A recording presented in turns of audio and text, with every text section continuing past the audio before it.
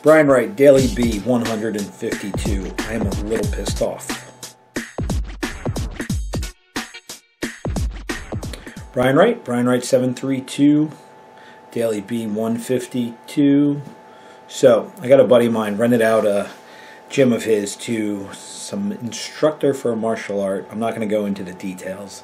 Don't want to expose people too much, but I probably should. So, this guy comes in, says, I want to teach whatever, cut a deal, rent the space, great. First sign there's a problem. My buddy who owns the place took the dude's class, said your shit's really good, goes to his next class. He's teaching his own stuff now. And he says, yeah, we did this one thing in the other program, and he shows it. And then all of a sudden, he starts getting the other dude's students hitting him up going, hey man, those are like super secret techniques.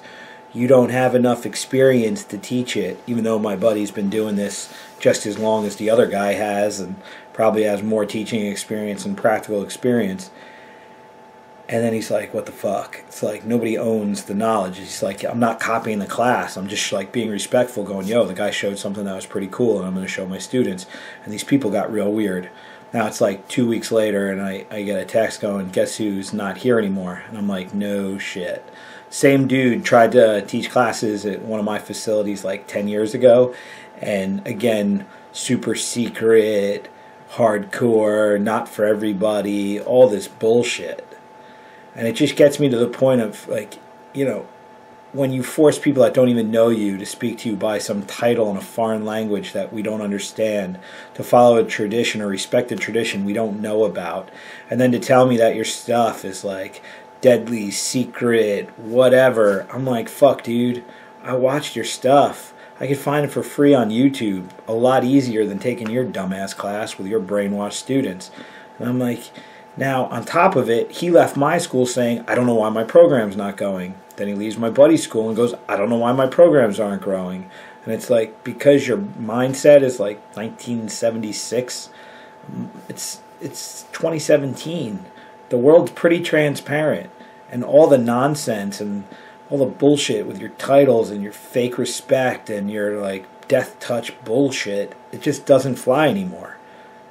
And I'm not disrespecting titles, I'm not disrespecting traditions, I'm just disrespecting dumb motherfuckers that hold themselves in way too high a regard when they're not doing anything that's that special. You know, you can find the majority of anything on the internet somewhere. There's a lot of people that do the right thing. There are a lot of people teaching a lot of things. Like, who the fuck are you to say you're that good?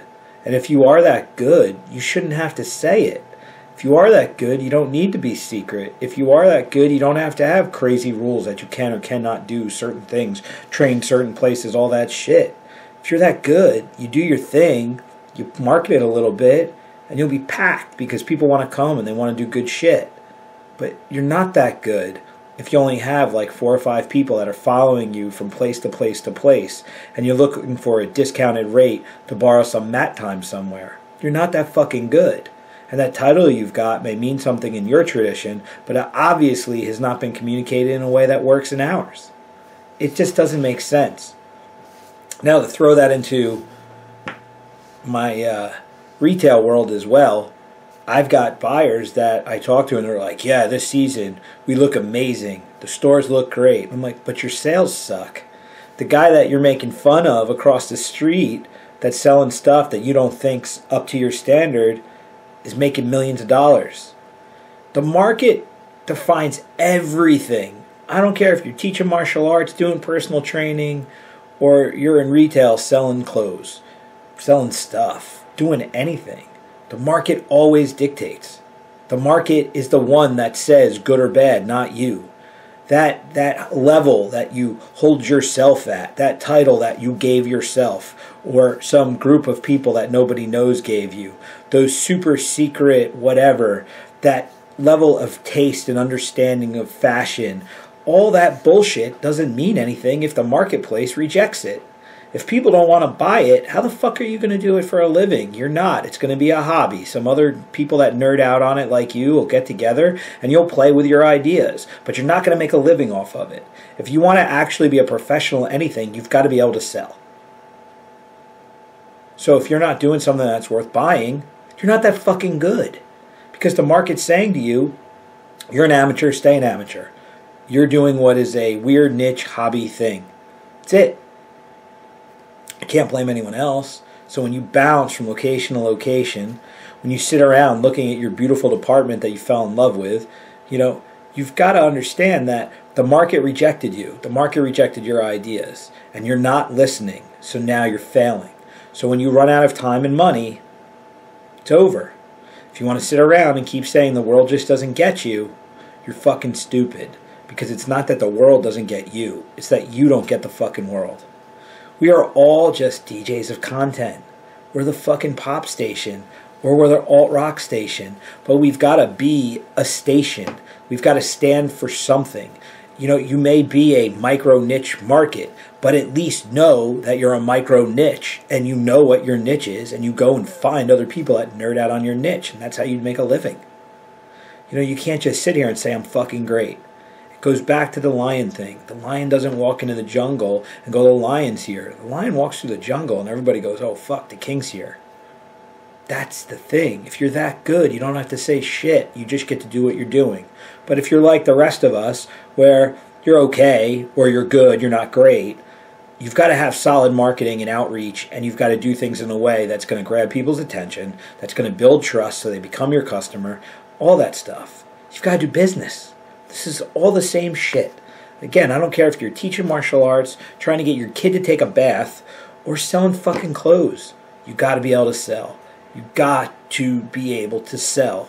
Sell your ideas, sell your strengths, sell your talents, sell your skills, and get shit done. That's what it's all about. So I'm a little salty because I keep hearing the same shit over and over and over again. People that fell in love with themselves. They fell in love with the idea of who they should be. They fell in love with the product or service that they sell. And they get upset when the market doesn't get it, even though they're coming with arrogance to the marketplace. They're coming with a lack of real talent and skill. They're just coming with the idea that they have talent and skill. But they're not doing anything worth buying. So they're not in business. They're in hobby.